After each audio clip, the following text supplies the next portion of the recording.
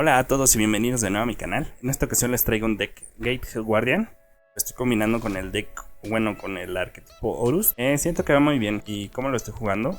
Estoy jugando 3 almas de magos, 3 maxis, 3 ash. Estoy jugando la bestia de cristal de águila junto con la trampa.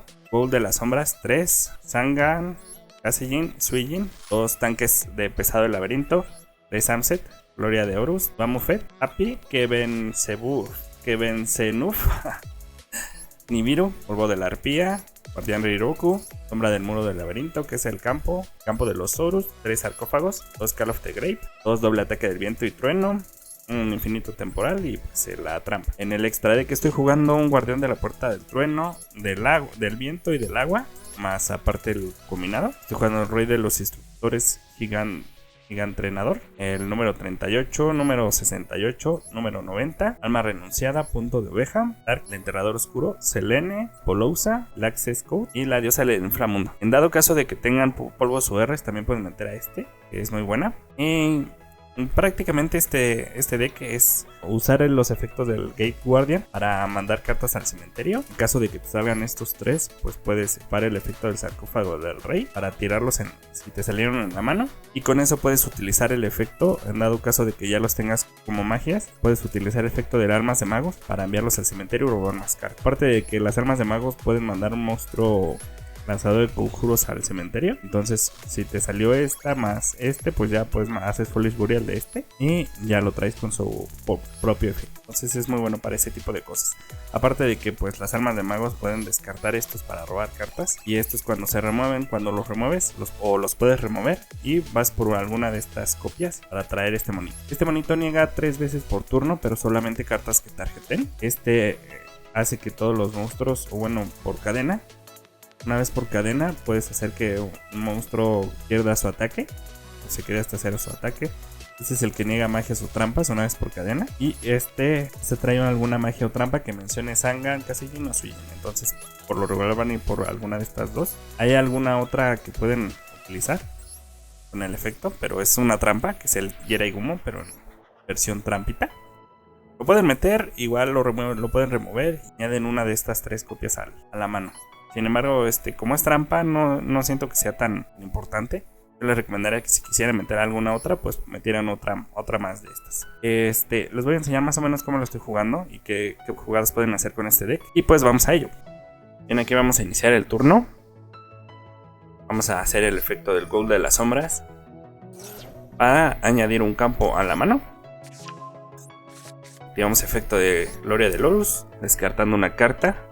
Vamos a ir por el sarcófago y robamos una carta, ¿vale? Robamos una. Efecto de la sombra del muro del laberinto. Vamos a poner a uno como zona de magias y trampas. Sangan, Kasejin o Suijin. Les recomiendo no poner al Kasejin, que es el verde, porque ese lo podemos tirar con el efecto de las almas de magos. Bien, aquí vamos a hacer el efecto del sarcófago. Descartamos una y tiramos un Horus que no esté en el cementerio. Entonces aquí vamos a hacer 2 veces el efecto y tiramos los 2 que faltaban, ¿vale? Aquí, como ya no tenemos nada, vamos a invocarlos para poder hacer una invocación de XYZ. En este caso podrían invocar a uno que niega cartas, que es de nivel 8, que ocupa 2. Pero yo les recomendaría que fueran por el que ocupa 3 materiales, e hicieran el efecto 3 veces para robar 3 cartas. Robas una carta con el efecto de bueno, le quitamos un material.